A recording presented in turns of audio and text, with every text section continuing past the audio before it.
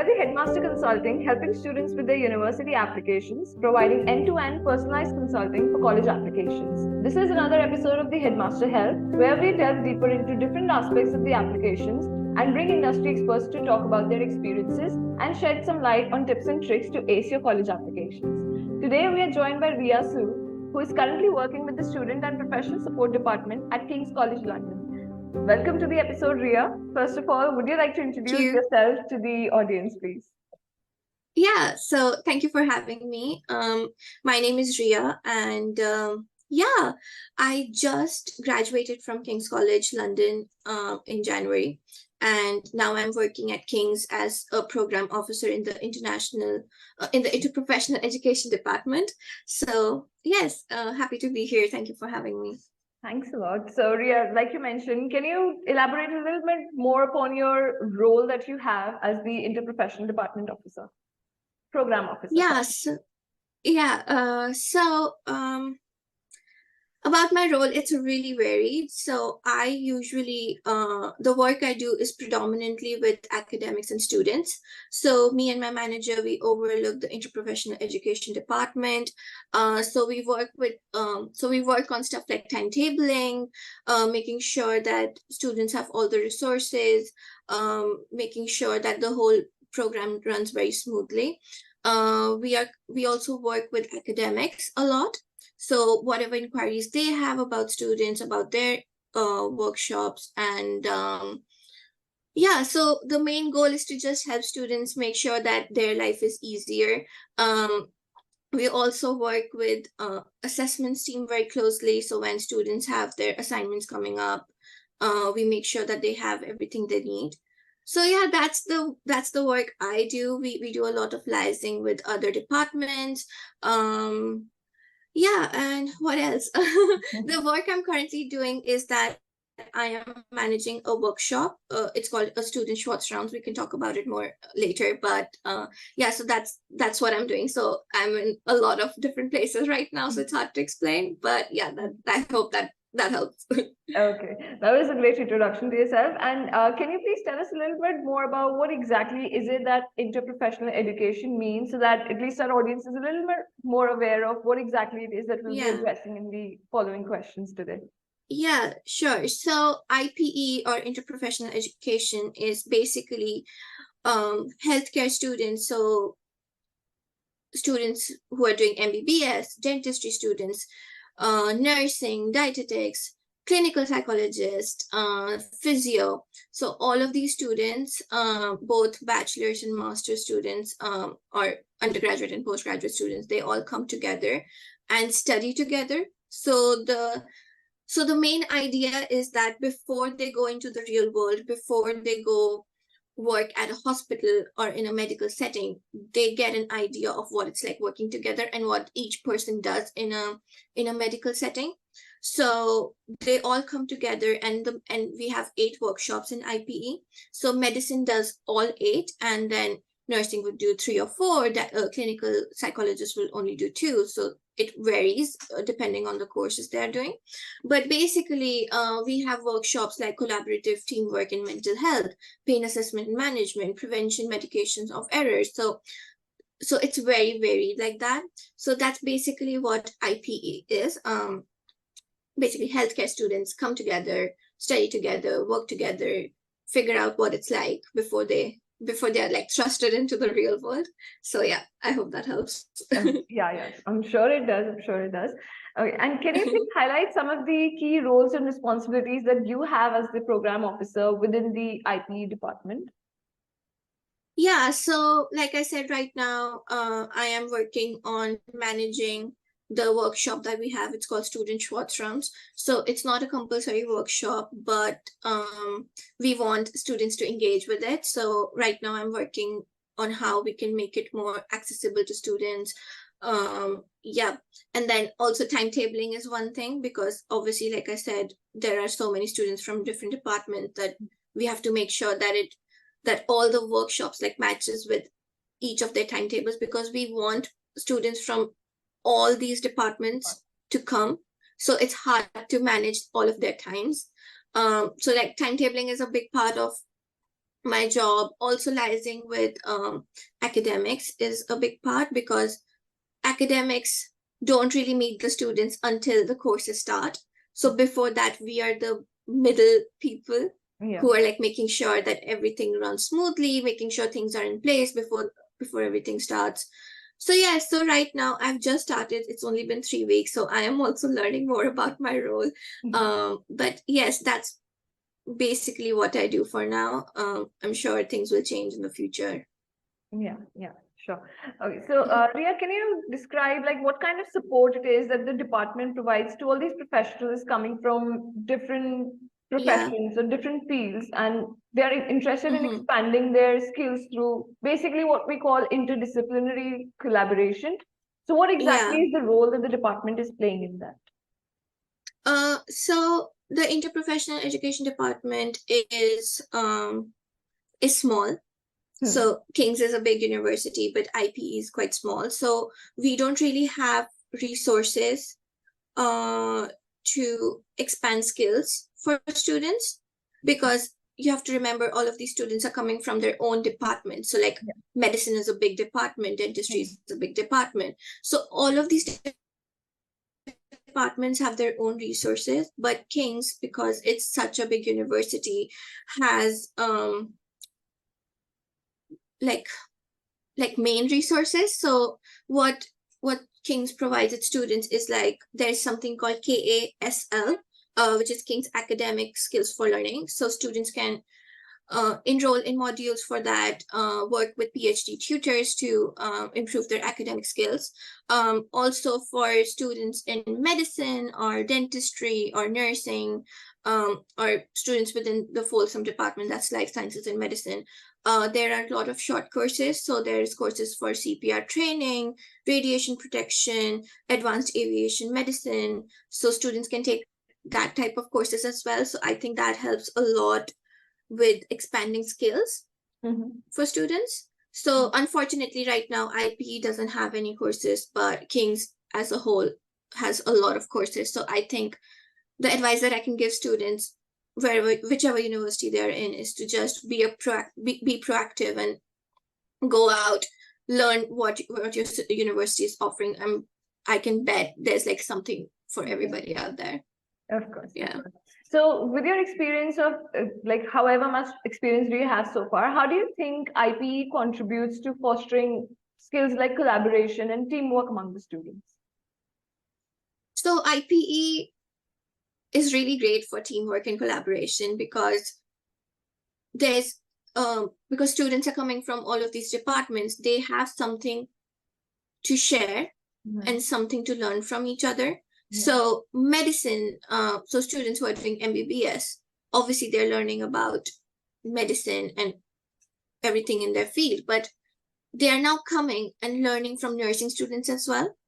So how they work, what they are learning, their knowledge. Obviously, they're also working with dentistry, and dentistry is working with medicine. So it's all very correlated to each other. Yeah. So yeah, so there's like a lot to learn, a lot to yeah, share with each other. So yeah, it's really great. Obviously, I'm not an academic, so I can only talk about from an admin standpoint. Yeah. So yeah. Of course.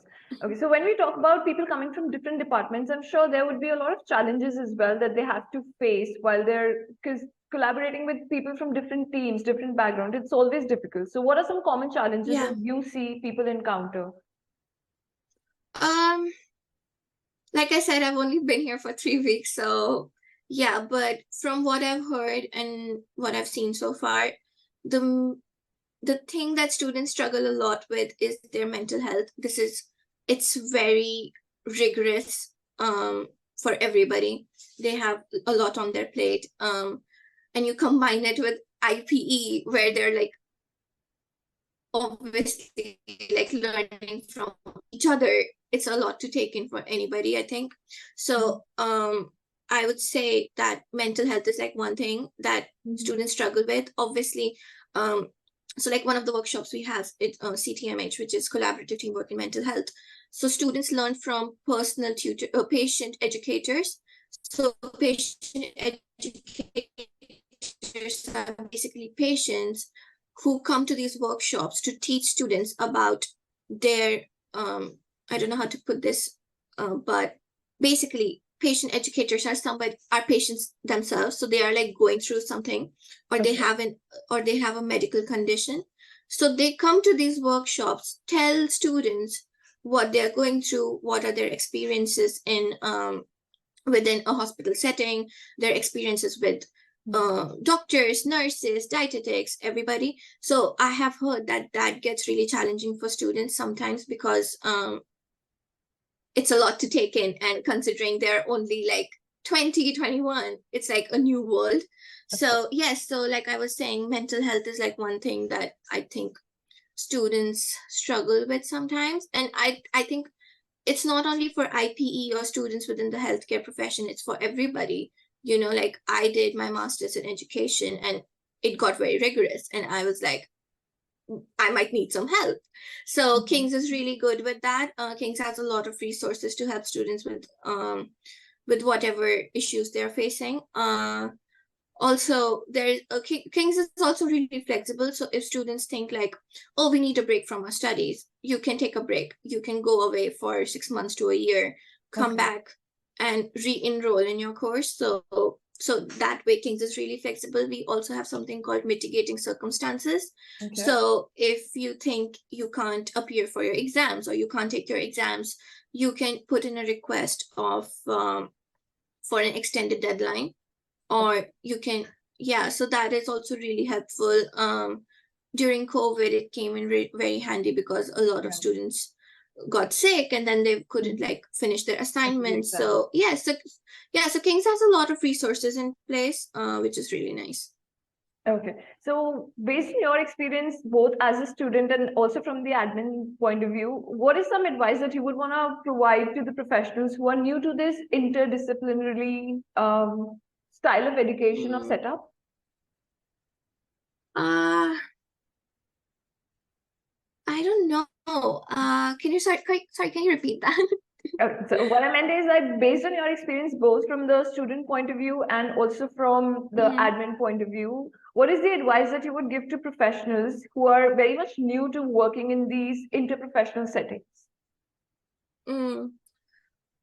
It's tricky because their field is just so different. But I think generally speaking, I would say to all students is to just be proactive, learn from each other, learn from your academics. The good thing about UK universities is that everybody is so helpful. Everybody is ready to answer whatever question you have. No question is big or small. So that is really good. What else?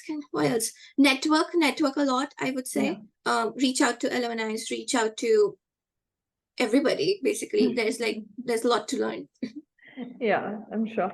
Okay, so is there anything else that you want to share about life at King's College in terms of extracurriculars, all the other things people can engage in? Because you've been there both as a student and also as an admin now, so I'm sure you will have a lot to share. So King's has a really great student union, KCLSU, which has a lot of clubs. They host a lot of events. So I would tell everybody who is at King's to just go to them, look what you can apply for, look what you can take part in. And then we also have a sports center, which is really great. So people who are into sports can look into that. Reach out to everybody. It's a very friendly place. And the great thing about King's is that it's based in London, and London is such a melting pot city that there's like so much to do. It's always happening.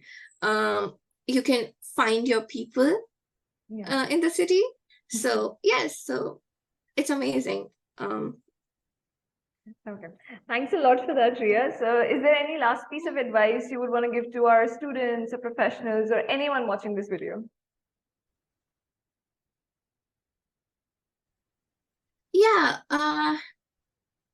The biggest piece of advice is that, hello? Oh no, I think it got cut out in between, sorry. No, it's So the biggest piece of advice I have is don't hesitate to ask for help. I would say that's like the biggest thing. I think students who are new in who are just coming from high school, it's really easy to get lost and feel like you don't have a sense of community. So I think just reaching out to people, like I said, networking is so important. I have learned so many things by just reaching out to people, by having conversations, attend events that are being hosted by university. It's like a great place to make friends, meet new people. Yeah, and reach out to your teachers. That's one thing that I didn't do a lot of, but I reached out to my teachers after I graduated to go back to them for advice. I think I would have learned a lot more if I would have just reached out to them. They're always very helpful. They're always like willing to meet students. They will be like, oh, I have like 15 minutes free, come see me. Okay. So do that. So yes, I think that's like the biggest piece of advice I can give. Okay, I'm sure my our students would find it very enlightening, the entire experience that you shared. So thank you so much. So that will be all on today's episode of the Headmaster Health. Thank you so much, Ria, for sparing the time to talk about your experience with us. And yeah, as I mentioned, our students will definitely admire all your insights and all your tips and tricks being from a student's point of view. So thank you once again. It was great having you. And for all our other, for all our other college application inquiries, feel free to reach out to the Headmaster Consulting. We'll be helping you out with all sorts of questions you have related to the admissions. And we'll be linking down all our social media links below. So feel free to reach out in case you have any sort of queries. Thank you so much, Ria. Thank Great you. having Thank you. Thank